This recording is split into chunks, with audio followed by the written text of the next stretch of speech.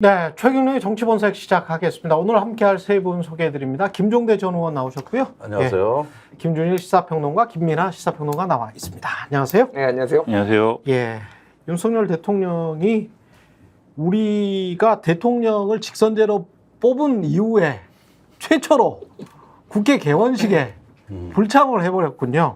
아, 기록을 썼습니다. 아, 이게 또 박수 칠 일이야. 신기록 경신. 신기록 네. 경신. 네. 예. 올림픽 금메달 따는 건가요? 그때 그 왜 8.15 경축사에서인가 그런 게 국회가 내 생애 이런 국회 처음이다 뭐 이런 얘기를 했잖아요. 속으로 내 생애 이런 대통령 처음이다. 저는 뭐 많은 국민들이 그렇게 생각했을 거라고 보는데 이분은 이제 국회나 뭐 이런 거가 너무 못해서 내가 상대해 줄 가치가 없다. 이렇게 지금 생각을 하고 국민들한테도 그렇게 생각을 해달라고 몰고 가시는 건가? 아니 그러니까 내가 요즘 네. 이런 문제로 시사 프로 나가면은 내가 한계를 느끼는데 내가 제발 진행자한테 예.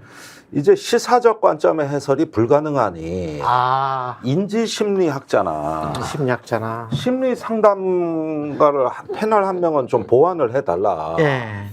오은영 저- 박사를 섭외해야 돼요. 오은영 박사. 오은영 박사나 김태영 심리학자나 최근에 이게 우울증 아닌가 이런 이야기도 있더라고요. 심리학자들이. 그건 저기 뭐냐 이게 나도 그 얘기를 했는데 네. 행정 권력의 신경쇠약 현상이라는 것도 그건 밥 우드워드가 한 얘기거든. 트럼프를 그래요? 트럼프가 말년에 막 엄청난 그 폭정을 한다고요. FBI를 사유화하려고 그러고. 그래서 그거 당시에 이제 밥 우드워드가 트럼프를 11번 인터뷰했어요. 예. 그리고 쓴 책이 경로입니다. 레이지. 야. 그런데 이 책하고 저기 뭐냐 두 권을 썼는데 여기서 이제 이 대기자가 자기가 처음 보는 대통령이야. 이런 대통령은. 그렇죠. 그러니까 도저히 자기의 저널리즘적 표현력이 딸리니까 몇 군데 자문을 얻어가지고 쓴 용어가 행정 권력의 신경쇠약 현상이라고 그랬거든요. 우리는 노이로제라고 하는 게 이거구나. 네, 그러니까 네. 뭐냐면은 끊임없이 어떤 저기 뭐냐 의심을 하고 자기 방탄을 하며 국가 권력을 자기 아래 사유화해서 둬야만 안심이 되는 심리. 이 멘탈을 지칭한 용어거든요. 똑같네. 그러니까 우리는 그런데 이런 현상을 최근에 겪었다고 난 보는 거예요. 그래서 그렇죠.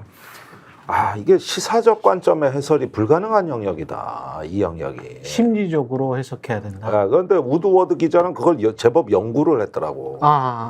그래서 저도 같은 심정이에요. 행정 권력의 신경 쇠약 현상 그런 것 같습니다. 그게 이제 최근에 뭐 어제 나왔죠. 저 민주당 최고위원회에서 정치적 우울증이란 단어가 나왔고. 그래, 정치적 우울증. 이게 다 비슷한 용어예요. 정치적 우울증이 또 조울증이랑 같이 이렇게 가잖아요. 원래 조증과 우울증이 이렇게 같이 가는 거 아닙니까? 그 이제, 심리학 3년 한. 근데 이제 우울증이 있고 조울증이 있는데 그렇죠. 조울증인 경우에 이제 조증과 우울증이 교차하는 상황이 되죠. 그렇죠. 근데 저는 뭐 이 윤석열 대통령이 우리가 우울증이다 뭐 이렇게 얘기하는 건 결국은 정치적 비유인 거 아닙니까? 지금 상황에서는 뭐 그렇죠. 신경쇠약이다 이렇게 말씀하신 것은 정치적인 비유인 것이고 시사 평론가로서 뭐 평론을 뭐 하자면 평론이 불가능한 일입니다만 오늘 뭐 동아일보 사설 제목이 어찌됐든 납득이 안 된다예요. 어찌됐든 납득이 안 된다. 뭐가? 그러니까 그 전에 무슨 뭐 야당이 어쨌든지 개원 안 한 거? 안 온 거? 그렇죠. 이게 네. 어찌 됐든 네. 야당이 어쨌든지 간에 네. 대통령이 국회가 어쨌든 국민의 대표가 어쨌든 국민의 대표인 국회가 뭘 하는데 여기에 그냥 그런 이유로 안아버리는 것은 납득할 수가 없는 일이다라는 것이고 뭔 이유인지도 모르겠어. 그리고 한국일보도 똑같은 논조의 사설을 쓰는 거예요. 그러니까 제가 지금 예로 든 신문들이 하나는 보수 신문 그리고 하나는 어쨌든 세간의 평가로는 뭐 중도적이고 좀 좌우 왔다 갔다 하는 신문이다 이렇게 평가되는 신문이지 않습니까? 이런 신문들도 이건 아니다 하지 않습니까? 이런 걸 보면은 누가 봐도 윤석열 대통령의 이러한 행동은 부적절한 행동인데 이유로 드는 게 국회가 지난번에 예를 들면은 야당 의원 전현희 의원이 김건희 윤석열이 살인마다 뭐 이렇게 살인자다 이렇게 살인자. 살인마라고 지금 말이 잘못 나왔는데 예. 살인자다 이렇게 얘기를 한 것에 대해서 사과를 요구했는데 사과도 하지 않고 그리고 탄핵과 무슨 뭐 이런 걸로만 일관을 하고 있다. 그런 이유로 그리고 가면 뭐 피켓팅을 하는 뭐 이런 것을 할 텐데 종합적으로 어쨌든 대통령 모욕 주게 할 것인데 내가 왜 가냐 뭐 이런 식이에요 대통령실은. 그런데 피켓팅을 하고 뭐 이러지 않은 적이 최근 들어서는 드물거니와 결국은 어쨌든 협치가 필요한 거는 정권이고 그렇죠. 야당은 어쨌든 이 권력을 견제하는 게 자기 몫인데 어쨌든 그러한 바를 여러 국민들의 평가 속에서도 하고 있는 와중인데 협치를 통해서 국정을 해야 되는 건 정권이지 않습니까? 예. 그러려면은 이 국회 현장에 와서 그래도 협치를 하고자 하는 모습을 보여줘야 되는 게 필요한 상황인데 그 여당 내에서도 그런 목소리가 나온다고 기사에 써 있어요. 어쨌든 협치에 물꼬를 터야 되는 그런 임무를 갖고 있는 건 대통령 아니냐. 그런 상황인데 그냥 야당이 저런 태도로 나오니까 나도 안 해. 그러면 국정이 풀리냐 그러면 그럼 누구 손해냐. 이렇게 얘기가 나올 수밖에 없다. 누구 손해냐는 걸 뭐 말씀하시면은 국민 손해죠. 네. 정확하게 대통령은 본인이 손해라고 생각 안 하실 거예요. 그렇겠죠. 네. 네. 그러니까 국민 손해고 네. 기분이 태도가 되지 않게 이런 책이 베스트셀러가 됐거든요. 몇 년 전에. 그 제목 자체가 좋더라. 네. 제가 최근 이렇게 슬쩍 봤는데 제목이 너무 매력적이에요. 내용은 어떤 크게 내용이? 내용이 없습니다. 아니 저도 봤어. 그래서 별로 내용은 없는데 네, 네. 기분이 태도가 되지 않게 이거는 참 좋은 말인 것 같아요. 맞아요. 그러니까 네. 이제 제가 우리가 최경영 기자님한테 말씀드리고 싶은 건 태도가 기분이 되지 않게 좀 흥분을 항상 가라앉히시고 그 저한테도 참 의미 있는 말이에요. 분노하지 마시고 예, 맞아요. 저한테도 확 다가오는 말이고 좋은 말이었어요. 근데 뭐 참 괜찮은 말이에요. 김준일 뭐 네. 최경영 같은 필부와 네. 대통령이 같으면 되겠습니까? 그렇죠. 대통령은 어쨌든 국정을 수행하는 거고 국민을 통합해야 되는 이제 임무가 있는 거잖아요. 이분 대통령은 진짜로 한동훈하고 마음에 안 드니까 밥 안 먹어. 야, 밥 안 먹어라고 그렇지. 했다는 거 아니에요. 네. 그러니까 이게 사실은 국회에 가서 연설도 연설인데 국회의장실에 가가지고 이제 차담회 하거든요. 그러면은 이제 대통령이 있고 국회의장이 있고 그 양옆으로 이제 배석하는데 딱 보니까 예상이 되는 거야. 꼴 보기 싫은 XX대마다 여기 쫙 앉게 생긴 거야. 그러니까 지금 그러네. 옆에는 한동훈 이쪽에는 이재명 해가지고 이제 딱 추경호 원내대표 한 명만 딱 마음에 들고 나머지는 다 마음에 안 드는 거야. 야, 가면 뭐해? 이러면서 그러시지 않으셨을까? 네. 근데 이게 저는 그러니까 관습 파괴자다 정말로. 그러니까 본인이 이제 역사에 남는 대통령이 되고 싶다라고 했는데 진짜 역사에 남고 있어요. 이게 37년 동안 그동안 여야가 안 부딪혔냐고 지금 말씀하시잖아요. 그러니까 언제는 안 싸웠냐고 그러면은 그래도 그렇죠. 와서 해야 되는 게 대통령의 임무예요. 임무 이거는. 그러니까 선택적으로 할 수 있는 게 아닙니다.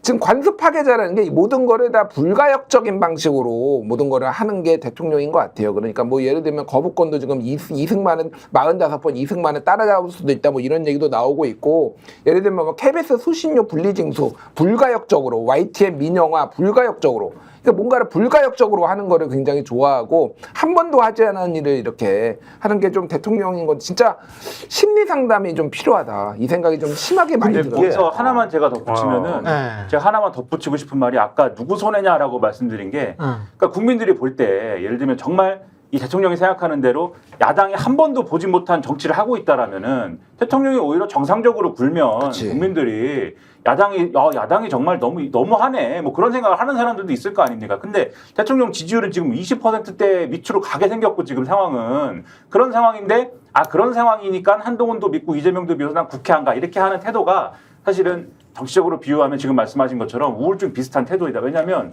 우울증 환자들은 우울하잖아요. 우울하니까 집 밖을 안 나가요. 그렇죠.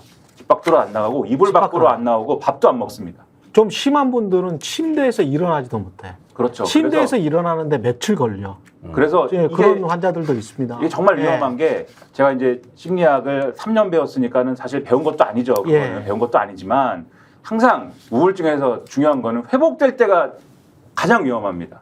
그렇죠. 그때 의지가 조심하라 그러지. 아예 없다가 예. 회복이 될 때 사고를 치게 돼 있어요. 그때 다시 조증이 돼버리면 근데 그게 이제 굉장히 또 근데 파괴적이라고. 그것은 이제 그러구나. 조증이라기보다는 예. 조증은 완전히 이제 그 평소보다 이제 하이. 좀 더 예. 이제 의지가 많은 상태고 예. 없던 의지가 생겼을 때 굉장히 부정적인 기분 상태가 유지되는 상황에서 없던 의지가 생긴 거잖아요. 그러면 뭔가 부정적인 일을 합니다. 그래서 파괴적인 행동을 한다고? 그렇죠. 부정적인 일을 그러니까 내가 부정적인 생각으로 가득 차 있지만 의지가 없기 때문에 못 하던 것을 예. 갑자기 조금 상황이 나아져서 의지가 생기잖아요. 그러면은 부정적인 일을 하게 되거든요. 그래서 이게 만약에 정치적인 우울증으로 우리가 비유를 하고 있다라고 하면은 이게 지금 상황에서 대통령이 지금 국회도 안 오고 그리고 여러 가지로 지금 내몰려 있다라는 판단을 하기 시작하면서 예. 내몰려 있을 때 혹시라도 어떤 계기에 의해서 지지율이 조금이라도 회복되거나 지금 좀 잘 되는 것 같아라는 기분이 들게 될 때 그때 뭘 선택하게 되느냐 이게 굉장히 중요한 것이다 이렇게 말씀드리는 거예요. 그래서 이제 심리학자들이 그 이야기를 많이 하잖아요. 아까 그 기분이 태도가 되지 않게 하려면 평소에 이제 습관을 잘 들이라는 거잖아요. 그래서 이제 뭐 우울증에 빠지거나 뭐 평정심을 갖는 게 가장 중요하니까 그 평정심을 갖기 위해서는 뭐 30분이라도 꼭 칸트처럼 산책을 하고 뭐 음악을 듣고 그리고 밥을 뭐 곡물로 잘 챙겨 먹고 그리고 운동도 좀 하고 이렇게 술은 너무 마시지 말고 이렇게 주기적으로 생활을 하면서 평정심을 유지하는 것 그게 굉장히 중요하다는 거 아닙니까? 예? 근데 이분이 이제 아까 그 바브 우드워드의 책 트럼프를 묘사한 레이지, 경로 이게 진짜 보니까 똑같네요. 경로도 근데 잘하지. 거기도 경로고 우리도 경로예요. 굉장히 좀 그리고 자기 파괴적인 그러니까 나라 파괴적인 거라는 거죠. 자기를 파괴하는 게. 아니 그런데 예. 지금 국회 행사에 안 온 걸 얘기하지만은 여당 행사도 안 갔거든요. 연찬에도. 연찬회를 안 연찬회 갔죠. 연찬회 만찬 다 취소했죠. 예, 그러니까 지금 이 문제가 예. 저기 네 편 내 편이 없어요. 지금 어떻게 보면은 다 싫은 건가? 지금 이런 위험성도 좀 보이는 거거든요. 그러니까 사실 우리가 조금 마음이 심약할 때 예. 나하고 갈등을 겪거나 조직 내에 불화가 있다 그러면은 적극적으로 나서서 수습을 하고 또 내가 책임감을 갖고 이런 문제들을 소통을 한다거나 예. 이런 어떤 행태는 좋은 행태인데 다 싫어하고 이젠 사람 자체가 싫어질 수도 있는 거 아닙니까? 그러다 보면은 말 안 하고 그냥 단절하는 게 해결책이라고 믿는 경우가 있어요. 아예 안 보고 살면 됐지, 말 안 하고 살면 됐지 이런 게 개인 간에도 있고 집단 간에도 있는 거 아니에요. 그러네. 그러니까 지금 그런 면에서 굉장히 이런 어떤 그 영역을 왔다 갔다 하는 게 아닌가. 어제 윤석열 대통령의 신복이라는 전 경호처장이죠. 전 경호처장인 김용현 씨가 국방부 장관 후보자 인사청문회로 나왔는데 말을 하는 태도, 그러니까 기분이 태도가 되지 않게 어쩌면 그 저 태도가 지금 현재 윤석열 대통령의 기분일 수도 있겠다는 생각이 좀 들더라고요. 두 장면을 뽑아봤는데요. 한번 보여주실래요, 일단? 풍선에 용산이 뚫리고 무인기에 뚫리고 도감청이 뚫린 게 후보자가 추진했던 용산으로 이전한 뒤죠? 그렇습니다. 그렇게 유능한 경우 관점에서 용산으로 이전한 것 같지 않아요. 저라면 잘랐을 것 같아요. 이렇게 무능한 경우는. 근데 승진했어요.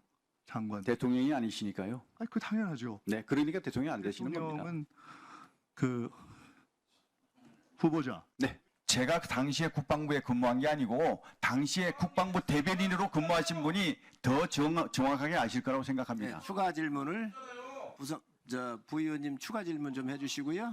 임종득 의원님 말 조심하세요. 바랍니다.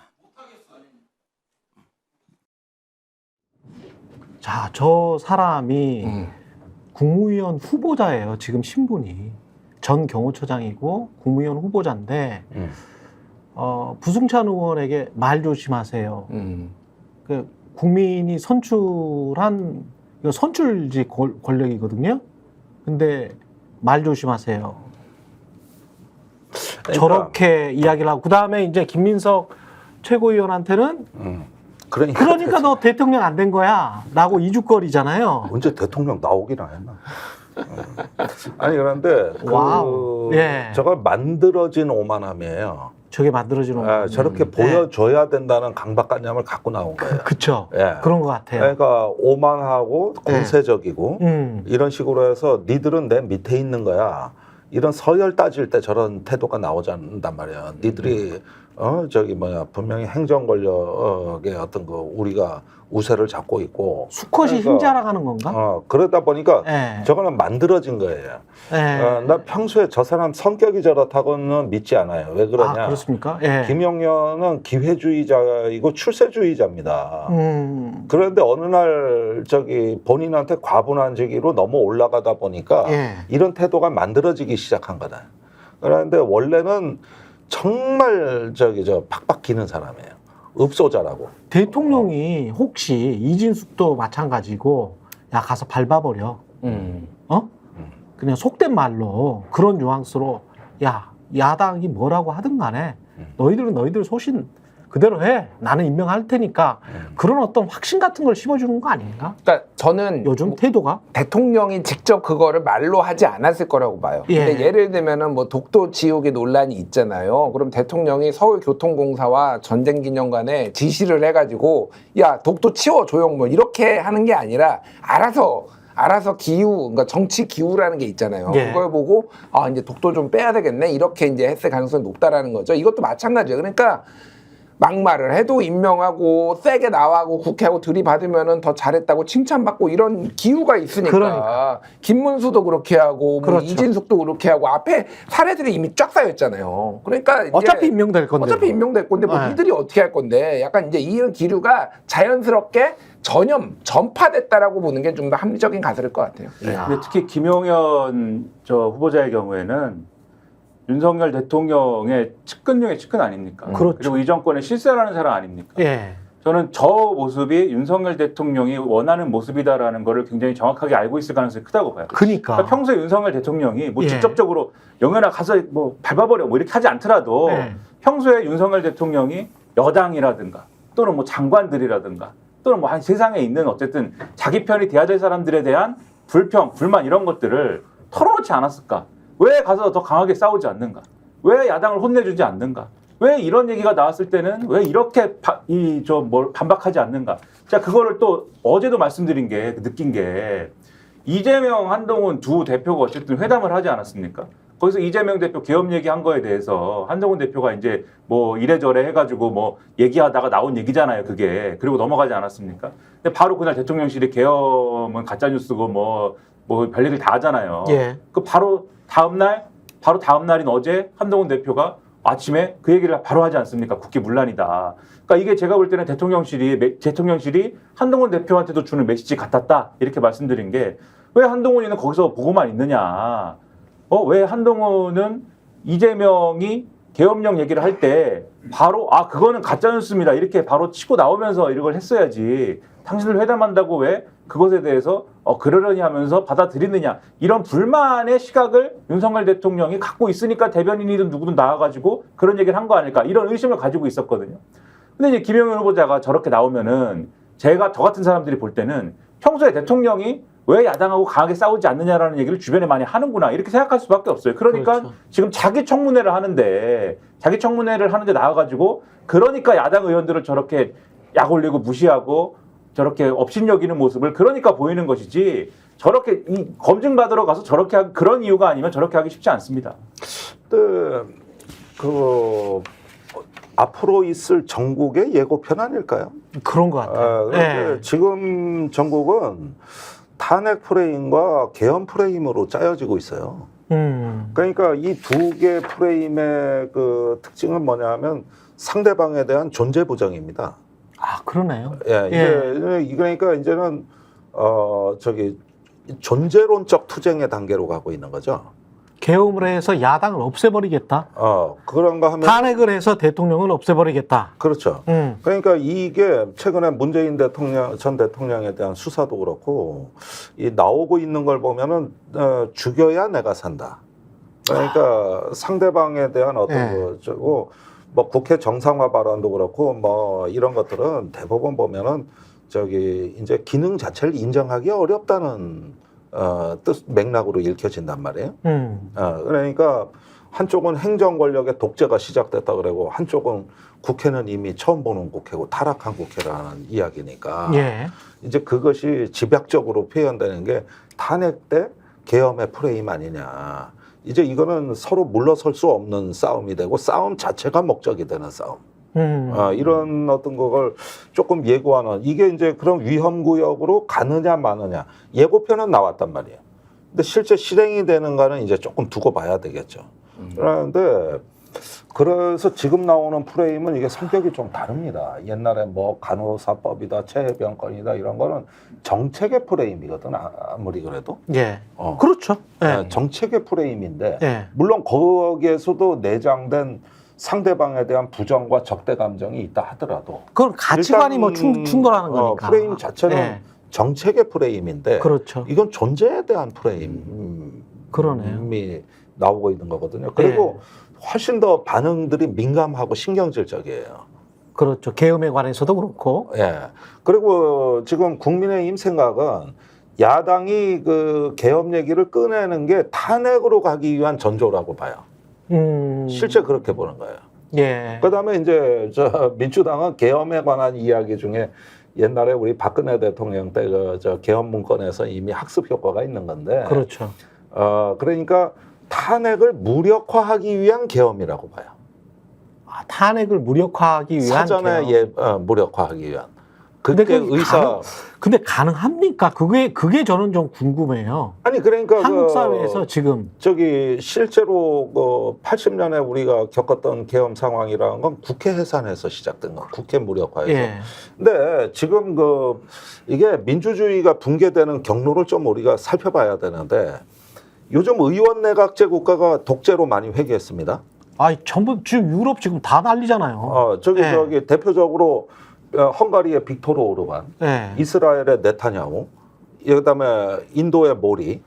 거기 프랑스도 지금 극우파가 다 지금 집권하고 그래도 있어요. 거기는 그래도 민주적 규칙은 무너지지 않았다고 보는데 지금 얘기한 이제 민주국가 목록에서 빠진 국가들 이런 경우 보면 주요 타겟이 사법부입니다.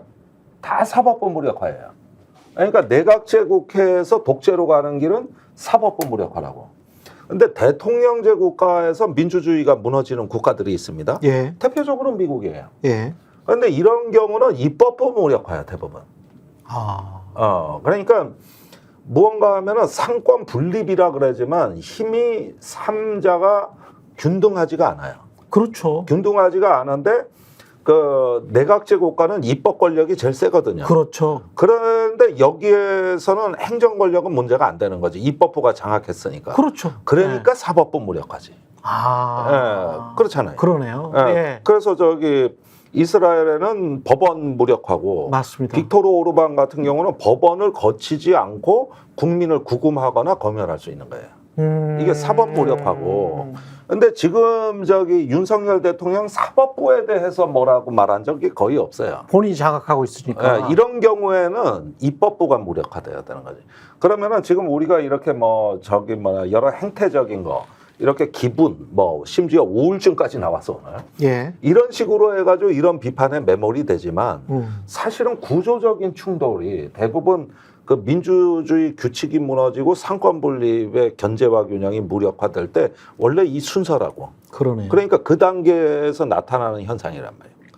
그래서 국민의힘 의원들도 좀 그러면은 예. 지금 이 행정 권력이 하나의 어떤 지금 독주하고 폭주할 때 있어가지고는 어쨌든지 간에 걸림돌이 되는 입법부의 기능을 상당 부분 무력화하거나 형해화하거나 뭔가 이런 조치들이 다양하게 나타나는 거죠. 근데 헌법을 무시하고 아무리 그렇다고 뭘 할 수가 계엄 해제 바로 요구하면 끝나는 거 아니에요? 그런데 낮은 수준의 전술이 주로 거부권, 예상권 이런 거였다고. 예. 그리고 조금 높은데 수사권이 있었고. 근데 이걸로도 안 되는 거야 지금. 이걸로도. 그러다 보면은 이제 계엄 얘기가 나오는 건데 이건 사실은 아직까지는 가설이고. 예. 그러지만은 제가 아는 정보로는 분명히 경비개헌까지 검토한 건 사실인 것 같아요. 대통령실 주변? 네. 그 당사자가 김용현 경호처장입니다. 그러니까 정권 초기부터 그런 이야기는 나오지 않았어요. 아니 이게 최근 얘기예요. 최근 이야기? 총선 직전이에요. 요거 조금 이제 쟁점들이 몇 개가 있는데 특히 이제 김용현 국방부 장관 후보자 전 경호처장 같은 경우에는 다른 사람하고는 좀 다른 것 같아요. 이 사람은 정확하게 정치적 운명 공동체라고 보는 게 맞을 것 같습니다. 왜냐하면은 그렇죠. 예. 청와대에서 용산 이전하면서 여러 가지 의혹들이 있었잖아요. 뭐 천공이 왔네 안 했네부터 이제 무슨 공사 특혜가 있었네 막 이런 것들을 다 알고 있고 관장한 그렇죠. 사람이잖아요. 또 예. 하나는 최상병 사건 외화복에 굉장히 깊숙하게 지금 개입돼 있잖아요. 이종석 그렇죠. 장관하고 계속 통화한 사람이 지금 이 사람이 이게 김용현이잖아요. 그러니까 여기는 그러니까 원래 용산의 분위기도 밀리면 끝장이다, 밀리면 끝이다라는 게 있었지만은 더 이상 말씀하셨다시피 이제 격화되면서 이 태도 자체가 완전히 이제 전쟁 수준으로 지금 가는 요 이제 기류가 하나가 있는 거고. 계엄 얘기는 사실은 그러니까 이재명 대표가 다른 그 앞단의 김병주 의원이나 김민석 최고가 얘기한 거하고 별도로 이재명 대표가 말한 맥락이 있어요. 뭐냐면 한동훈 대표가 이제 얘기를 했던 게 뭐 이제 금투세도 있고 여러 개가 있지만은 하나가 이제 면책특권 얘기를 했거든요. 예. 면책특권을 포기해라 너희 이거를 들고 나왔잖아요. 한동훈이 그때 예. 이제 이재명 대표가 여러 가지 이제 키워드로 메모 중심으로 해서 사실은 이거를 말할지 말지는 본인의 선택이었는데 면책특권 없어지면은 계엄 이렇게 발령 났을 때 지금 2017년에 그 기무사 문건 보면은 국회의원들 체포하겠다라고 지금 나와 있었잖아. 면책특권이 없어지면은 그런 문제가 생겨라고 그렇죠. 그 얘기를 하면서 계엄 얘기를 꺼낸 거고 예. 그러면서 반대로 대통령의 형사소추권도 이렇게 무제한적으로 되는 게 문제가 있느냐 이게 대응 성격으로 사실은 이게 나온 거예요. 근데 그렇지. 이재명 대표의 무게감이 있기 때문에 예. 여기 이게 이제 확전이 된 거 뭐 이렇게 보면 될 것 같고 김민석 의원이나 이제 김병주 의원이 보시는 거는 약간 지금의 그 인사 문제가 너무 심각하다. 충암고 이제 충암파 예, 충암고 하나회 이게 예. 지금 너무 심각하고 최근에 박선원 의원이 저는 질의한 게 굉장히 눈에 띄더라고요. 저게. 박선원. 박선원. 국정원 1차장이었네. 국정원 차장이었지. 국정원 차장이었는데 정보가 장난이 아니잖아요. 이분이. 그렇죠, 그렇죠. 어저께 물어본 게 뭐냐면은 예.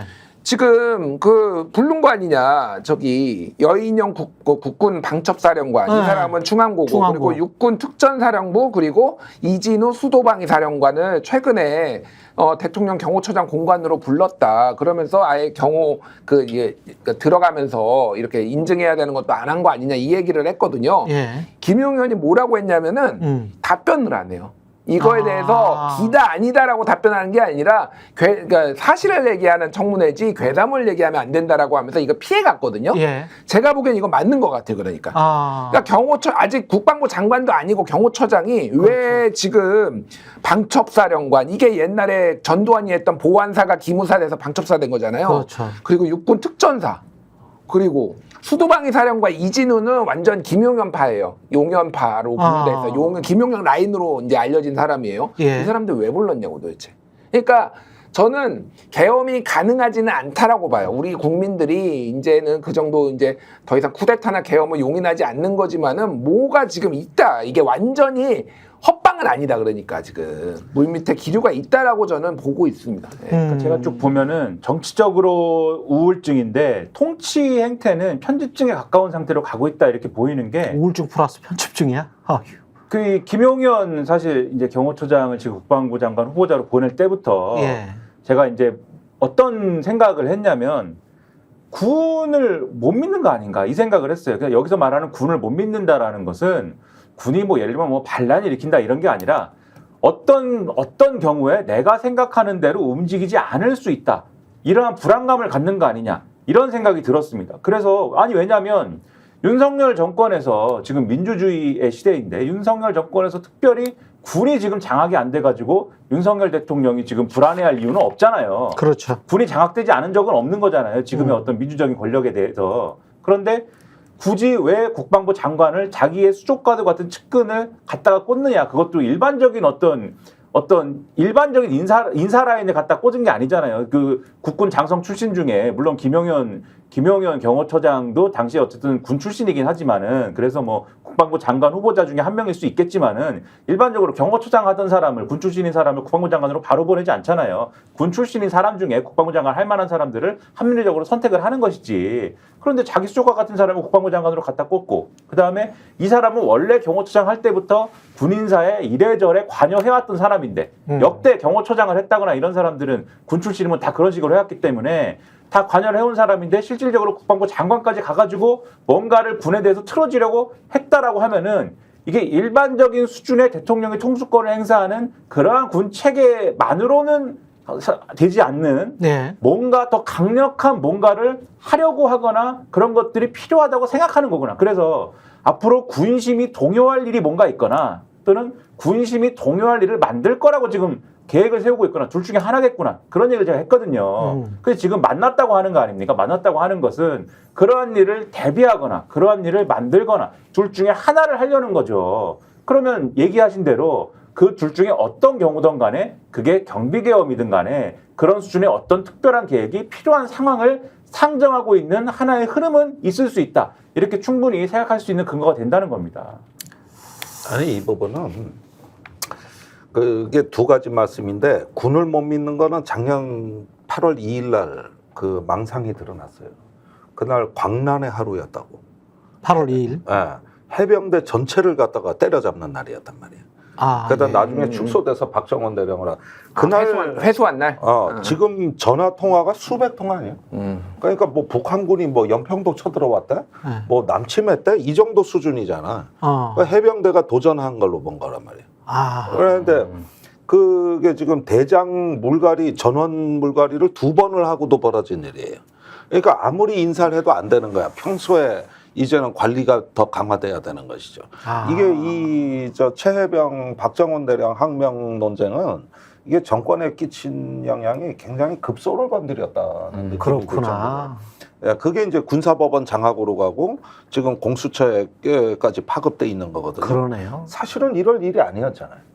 그러니까 그러니까 이런 편집적인 것들이 이제 김용현으로 인한 어떤 보다 확실한 친정 체제 구축, 그래서 전문성이 아니라 충성심을 고려한 군 관리. 본인이 스스로도 그렇게 이야기했고. 예, 이럴 때 제일 어떤 손해 보는 군인이 누구냐 하면은 전방에 가서 얼굴이 새카맣게 타가지고. 그렇지. 24시간 적정을 관찰하면서 본연의 임무에 충실한 이런 군인들이 제일 손해 보는 거야.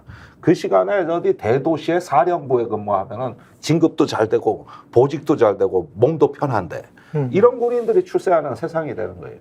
그리고 거기에다가 이제 계엄 부분은 아까 그 관저 회동 문제도 마찬가지가 하는데 그 경호처가 경호 계획을 주관할 때 그 제1협조기관이 특전사예요. 그 다음에 수방사라고. 그리고 이제 정보기관하고 돼 있고 해서 이게 통수사항이라고 돼 있어요. 그래서 이런 기관들이 개혁이 잘 안 돼. 통수사항을 건드릴 수 없게. 그러네요. 예, 그래서 이게 개혁이 잘 안 되는 분야인데 일단은 최근에 올해 초에 경비계엄은 검토한 걸로 전 듣고 있어요. 경비계엄을 하면 어떤 일이 일어나는 겁니까? 국민들한테. 그러니까 이게 최근에 이제 경찰 편제가 크게 바뀌었거든요. 그 전국의 지방청에 지방청장이 지휘하지 않는 부대가 지정이 돼 있어요. 그러면은 유사시에 어떤 사태가 선포되면은 지휘권이 서울경찰청장으로 자동 이관되면서 이 병력이 용산에 집결하도록 돼 있다고. 요게 이걸 만들기 위해서 기존의 수사과, 외사과, 정보과의 인력까지 빼서 일단 경찰 편제 개편을 한 게 올해 서울경찰청장 주관으로 총선 전에 끝났고 당시에 나온 얘기가 이것과 더불어 경비계엄을 법리 검토를 다시 했다는 얘기거든요. 근데 이 이야기는 뭐냐면은 기본 가정이 시위대가 용산을 포위했을 경우로 출발이 돼요. 그랬을 때 어떻게 하느냐. 여기서부터 이제 계획을 짜기 시작을 하는 건데, 근데 이런 부분을 집권하고 2년이 지나서 이제 검토할 거라면은 이런 검토를 다 하고 용산으로 왔었어야지. 청와대에서 경비가 잘 되는데. 그런데 여기 와보니 허허벌판이고 사통팔달인 거야. 그러니까 2년 뒤에 대통령 지지율은 계속 떨어지지. 그러고 나더니 불안하잖아. 대통령 지지율 진짜 심각해요. 이게 이제 사연이 이렇게 된 거예요, 이게. 요거는 제가 짧게 정보 차원에서 말씀드리면은 이제 경비계엄하고 비상계엄하고 무슨 차이가 있는지 잘 모르시는 분들이 있어서 말씀드리면은 경비계엄은 언제 하냐면은 행정기관만으로 치안이 안 될 때, 쉽게 말하면 경찰로 못 막을 때 군이 와서 막는 게 경비계엄이고, 그리고 비상계엄은 행정사법부가 현저히 기능을 못할 때, 한마디로 다 국가체계가 완전 무너졌을 때 이거는 비상계엄이에요. 두 개의 가장 근본적인 차이가 뭐냐면은 비상계엄은 기본권을 제한할 수 있어요. 언론, 출판, 결사의 자유, 비상계엄. 근데 경비계엄은 그걸 못하게 돼 있어요. 그런 제한이 없습니다. 그러니까 그게 가장 이제 결정적인 차이예요.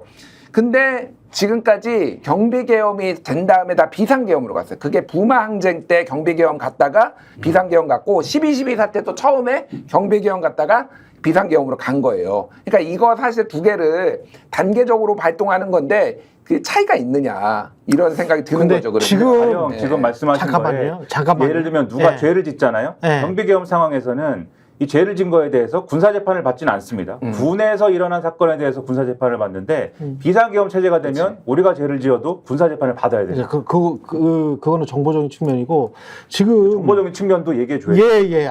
중요한 거예요. 그 김준일 평론가 이야기를 할 때 그 부분이 확 스쳐서 지금 소름이 끼치는데 사법부의 기능이 제대로 발휘되지 못할 때 비상계엄을 할 수 있다라고 했잖아요.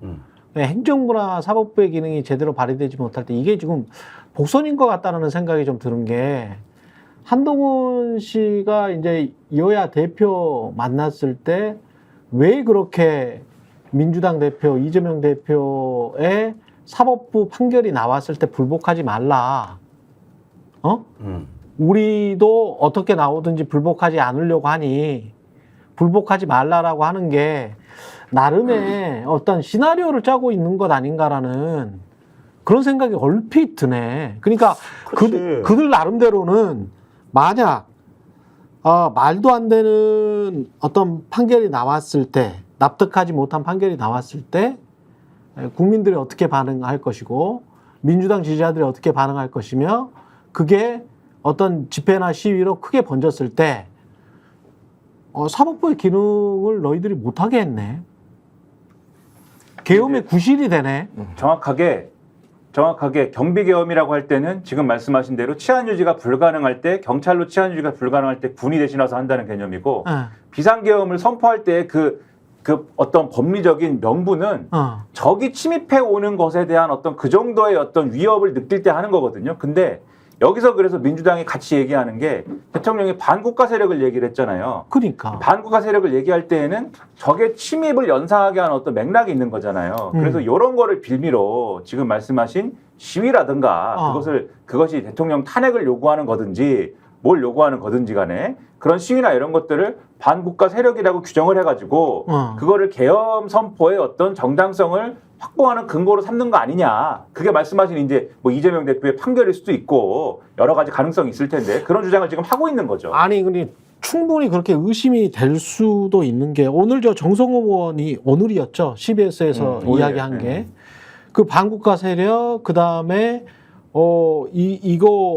이런 국회 처음 그리고 어떻게 할지 본인들이 논의하겠다. 요 세 단계의 논리 구성으로 반국가 세력이 있고 암약하고 있고 그리고 이런 국회는 처음이고 그리고 어떻게 할지 논의하겠다라는 게 야당 입장에서는 정성희 의원의 주장대로 하면 야당 입장에서는 충분히 두려움을 느낄 만한 계엄이나 이제까지 행태를 보면 그리고 반국가 세력이라는 말을 한두 번 한 게 아니거든. 그렇죠. 한두 번 한 게 아니고 이제야 반국가 세력이 북한 간첩, 스파이 뭐 이런 식으로 좀 구체적으로 이야기를 했지 그 전에는 사실은 야당과 시민사회를 지칭하는 걸로 들렸어요. 상당히 많이. 그래서 이 사람들이 생각하는 게 혹시 전두환식의 어떤 시나리오 짜는 거 아닌가. 그래서 아까 경비계엄과 비상계엄의 차이를 말씀드리지 않았습니까?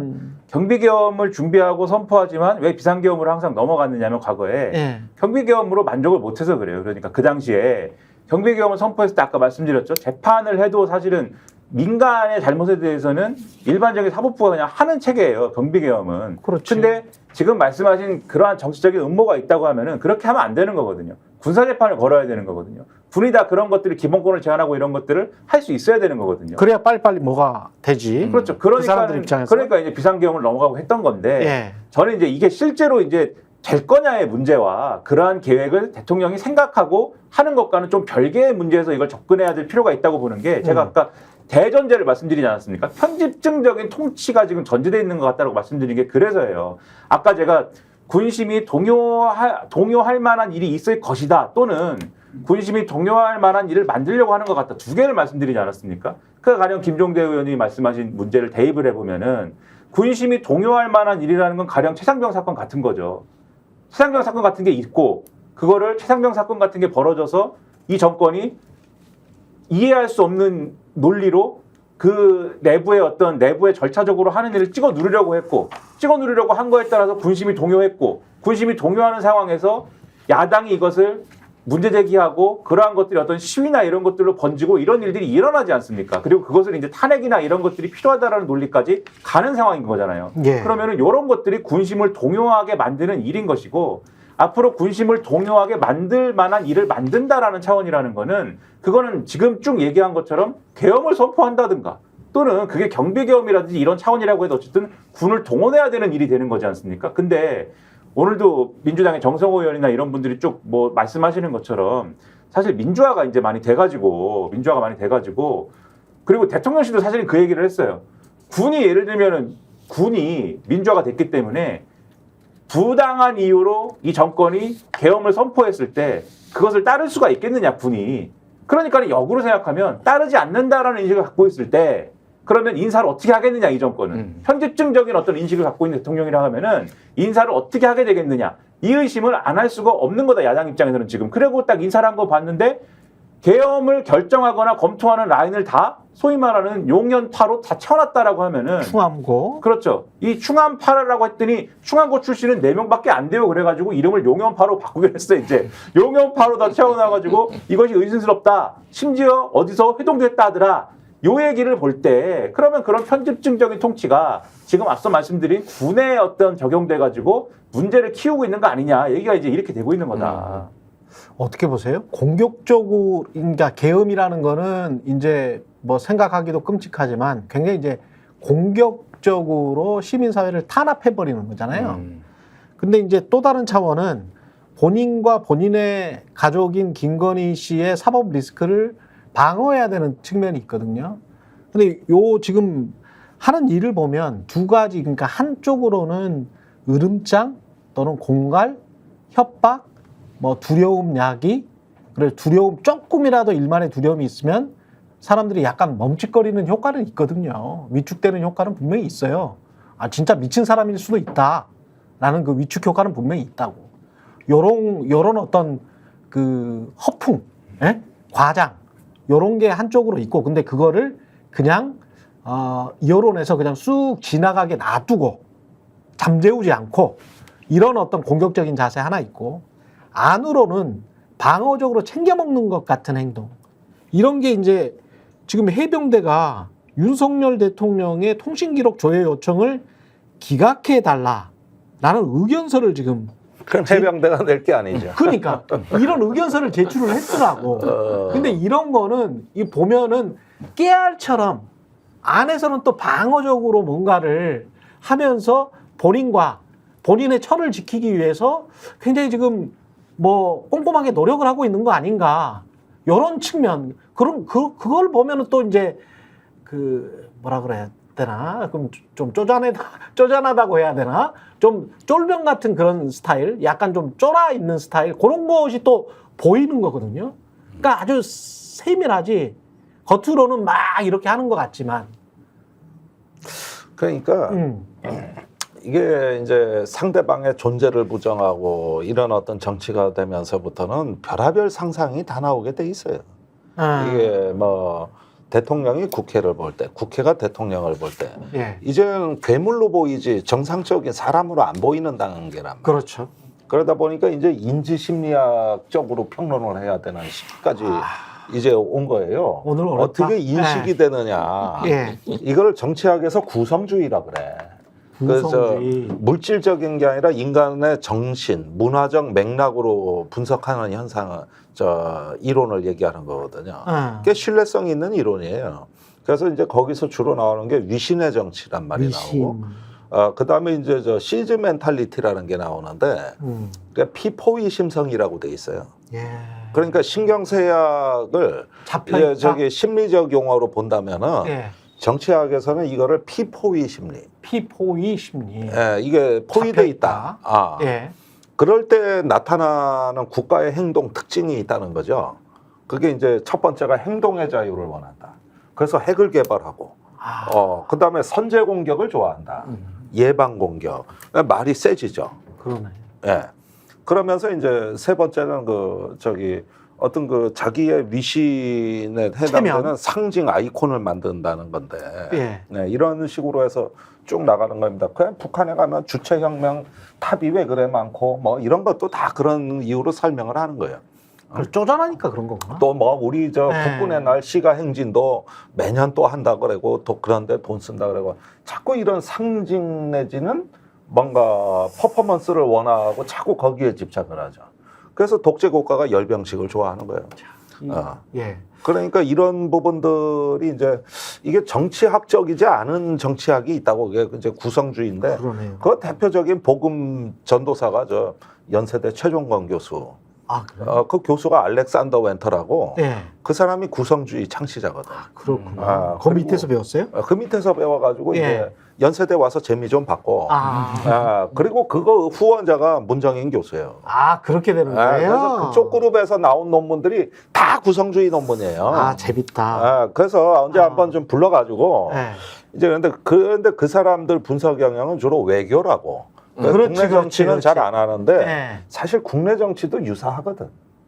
여러 가지 형태가. 예. 그래서 이런 부분들을 한번 살펴보시고 예.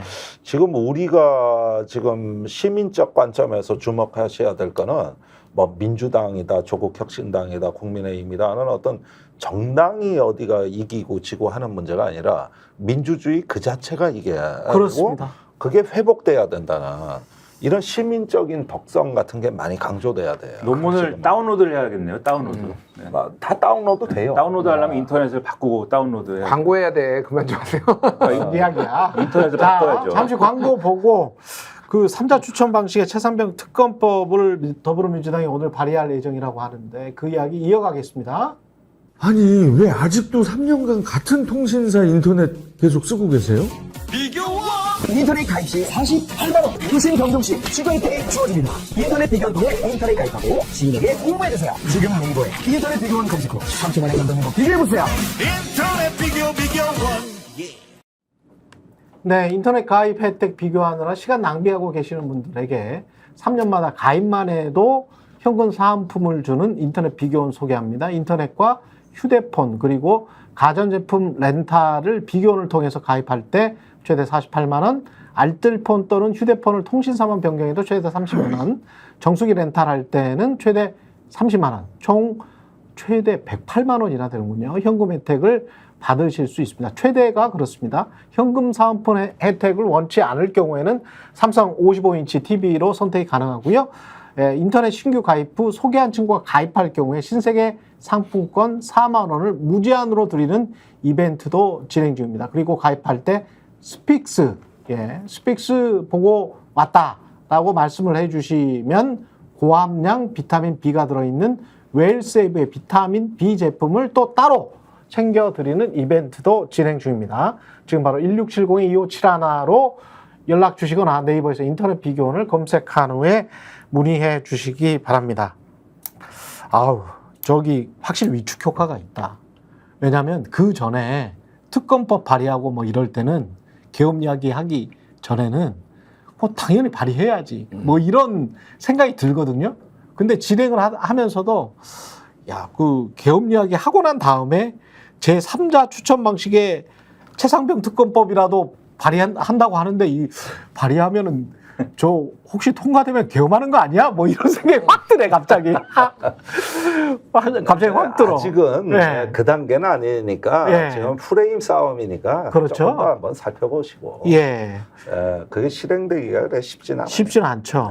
이거는 특검법을 제3차 추천 방식으로 그 내용 자체는 저 한동훈 씨가 이야기한 그 방식으로 하되 대법원장이 하되 야당이 비토권을 가질 수 있다. 요것만 좀 다르네요.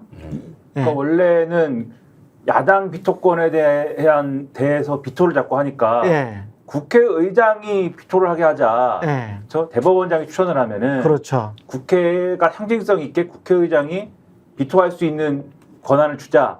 이렇게 설계를 하려고 그랬는데 국회의장 쪽에서 그건 좀 뭐 부담스러운 얘기다. 부담스럽다. 그렇게 하니까 그럼 야당 비토권으로 하자. 이렇게 해서 제출한다는 거고 예. 이거를 국민의힘이 받느냐의 문제에 있어서는 아마 안 받을 가능성이 크다라고 얘기가 나오는데 그럴 것 같네. 그러면 협상을 하자. 협상을 해가지고 뭐 뺄 거 있으면 얘기를 해라. 뺄 거 있으면 빼고. 문구를 바꿀 수도 있다? 그렇죠. 뭐 협상의 과정에서 이제 얘기니까 실제 뺄지 말지는 일단 그러면 내면에 협상할 수 있는 거 아니냐. 이런 얘기로 민주당은 일단 이야기하고 있다. 국민의힘한테 얘기를 한번 해보자라고 하는 와중인 것 같다. 네. 그 협상을 하긴 할 것 같습니까? 근데 그때 그 여야 대표 이야기한 걸로 봐서는 협상의 여지도 없는 것 같아요. 아니 근데 협상을 하면은 우리의 안이 이게 있고 저쪽에 안이 있으니 이거를 절충을 해야지 이게 협상이 가능한 그렇죠, 거잖아요. 그렇죠. 국민의힘은 지금 안 된다는 안이 거죠. 없죠. 아예 안이 없고 설득 과정에 있다라는 거면은 이게 협상 자체가 불가능하다고 보는 게 맞을 것 같고 어제 이제 해프닝이 있었는데 아예 이거를 한동훈 안으로 하는 거를 안 하겠다라는 게 이제 국민의힘에 정해졌다라고 단독 기사가 나왔는데 한동훈 대표 측은 그거 아니다 사실 아니다 또 이렇게 나왔거든요. 이게 지금 친한계에서 그게 지금 이게 유출을 한 것 같아요. 그러니까 친한계 내에서도 한동훈 안으로 지금 이거 발의하는 거 이거 무리수다라고 이제 이미 이탈을 하기 시작했다. 이렇게 보는 게 맞을 것 같아요. 그러니까 한동훈 대표가 뭐를 주도적으로 지금 할 수 있는 상황도 아니고 뭐 이런 것 같아요 지금. 그러니까 이거는 지금 도돌이표가 될 가능성이 높아서 민주당도 이제는 더 이상 참기 어렵고 근데 강공으로 다시 갈 수밖에 추석 이후에 이거는 지금은 아니고 추석 이후에 강공으로 갈 수밖에 없을 것 같아요. 네. 참 어렵네. 192석이라는 게 정말 난제네요, 이게. 야, 딱 8석 때문에 국민들 다 그냥 뭐 어떻게든 진실이 좀 나왔으면 좋겠다라는 건데 이렇게 대통령이 자기 방어를 해버리니까 아유 이거 뭐 그러면서도 대통령이 뭐 명령했거나 뭐 이러면은 또 허위사실 유포라고 하니까 검찰이 이제 알아서 열심히 법에 따라서 이제 뭘 하는 거겠죠. 근데 갑자기 이제 문재인 전 대통령을 피의자로 딱 적시해서 너 뇌물 받았지, 이렇게 이상직을 통해서 뭐 이런 이야기잖아요. 지금 이게. 근데 이게 결국은 니 죽고 나 죽자 뭐 이런 거죠. 이게 지금 정치적으로 보면. 글쎄요. 일단 뭐 이건 정치라고 볼 수는 없고요. 정치라고 볼 수는 이미 정치의 단계는 아니고. 네. 일단은 정치가 마비된 상황이라고 봐야 되겠죠. 그런데 여기서 일단 한동훈 대표가 잠시 그래도 조금 자기가 완충지대 역할을 해볼까 이 생각을 했던 건 맞는 것 같아요. 이게 문재인 전 대통령 수사도? 아니 뭐 그뿐만이 아니라 최혜병 특검도 의정 대란 예. 뭐 이런 부분에서 그래서 조금 회색지대로 갔다가 그냥 녹아버릴 판이고 예. 지금 돌아오지 못하고 있는 것이죠. 뭐 지금 이런 상황이 되니까 앞으로 9월 국회 내지는 9월 상황이 국가적으로나 어떤 그 정치 차원에서나 매우 중요한 시기가 됐습니다. 이때가. 이 정권의 태도는 지금 아까 뭐 김종대 의원님이 계속 말씀하신 것처럼 앞에서 깃발을 계속 흔들고 있는 건 맞는 것 같아요. 싸워라 야당하고 무조건 부딪히는 것이다. 왜냐하면은 그 예를 들면은 야당이 왜 가짜뉴스 퍼뜨리냐라고 얘기할 때도 그 비판의 수위라는 게 있잖아요. 그렇죠? 예를 들면 야당은 계엄 얘기를 했다. 야당이 앞에 쭉 말씀드린 것처럼 계엄 얘기를 막 하고 있다. 이재명 대표가 회담 자리에서 공식적으로 얘기를 했는데 그게 심지어는 생중계되고 있는데 거기서 얘기하더라. 그러면은 대통령실이 그게 아니면 그렇게 함부로 말씀하시면 안 된다. 근거를 갖춰서 말씀하셔야지 근거도 없는 얘기를 그렇게 하시면 어떡하냐. 뭐 이 수준에서 얘기를 해야 되지 않습니까? 예. 근데 뭐 히틀러 나오고 스탈린 나오고 막 이런 얘기가 나옵니다. 그러니까 1930년대 40년대 막 돌아가요 지금. 예. 그리고 어제 무슨 뭐 어떤 강모라는 국민의힘의 의원이 지금 이름이 생각이 안 나는데 무슨 얘기를 하다가 이재명의 무슨 뭐 이런 여러 가지 얘기가 레닌 볼셰비키 혁명론과 비슷하다. 1917년 혁명과 비슷하다. 저는 이제 구운동권으로서 이 얘기를 하면 레닌을 아니? 나는 당신들이 레닌을 알고서 하는 말씀입니까? 안 비슷해. 하나도 안 비슷하거든. 근데 왜 레닌, 스탈린, 히틀러가 여기서 왜 나오냐 도대체. 이재명은 이재명 대통령 아니지. 이재명 당대표의 그 스탠스랄지 지금까지 뭐 이 금투세도 마찬가지로 쭉 이렇게 보면은 미국 민주당의 해리스랑 좀 비슷한 것 같습니다. 뭐 레진이나 볼셰비키가 그러니까 아니고 미국 민주당의 해리스가 지금 많이 완화됐거든.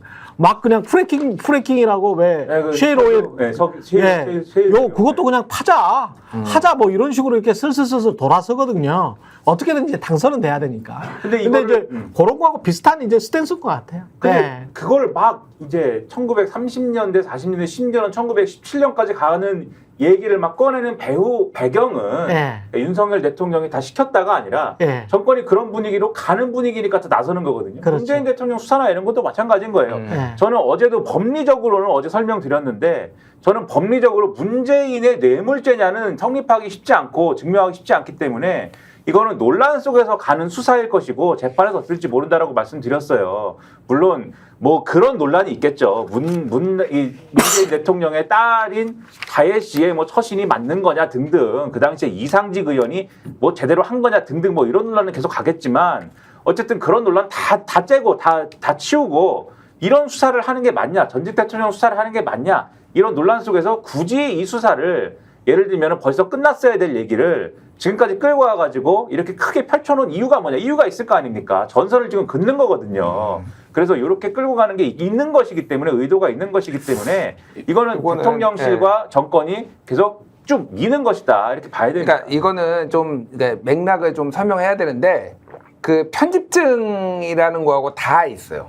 다 있다. 네, 같이 다 있다. 문재인 대통령 수사가 왜 그러냐면은 자 이제 소위 말해서 이제 우리가 문재인 정부 김건희 여사의 발언이었잖아요. 문재인 정부의 충신이다.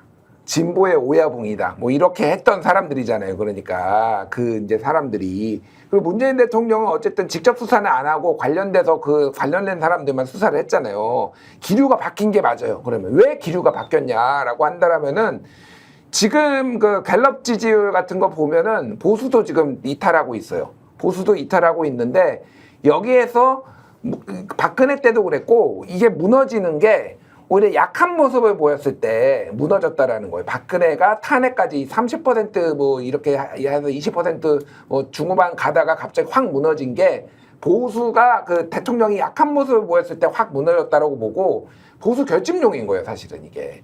그러니까 내가 그러니까 보수의 강경 보수들은 염원이 뭐냐면은 문재인 감옥 보내는 왜 감옥을 안 보내? 왜 수사를 제대로 안 해? 이런 불만들이 있었거든요. 그 사람들을 달래고 내가 끝까지 이 사람들 탄핵을 안 당하기 위해서 이 사람들을 안고 가겠다라는 시그널로 보는 게 맞아요. 이거는 일종의 이제 편집증적인 게 이제 다 있는 거고. 자, 이게 효과가 어떻게 되느냐라고 하면은 결국은 이거는 이재명을 도와주는 거다.